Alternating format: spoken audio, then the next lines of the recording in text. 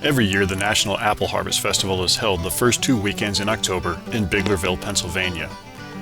Located approximately 1 hour's drive southwest of Harrisburg, it is a fun-filled weekend with tasty food, demonstrations, a car show, machine show, and tons of activities for the kids. In this video, we'll show you some of the activities you can do there. One important note, this festival can get really crowded, so it's best to arrive early or later in the afternoon. Parking is usually in farm fields where you will board a free bus to drop you off at the festival gate. You can buy tickets in advance on their website or at the gate. Okay then, let's have a look at what this festival has to offer.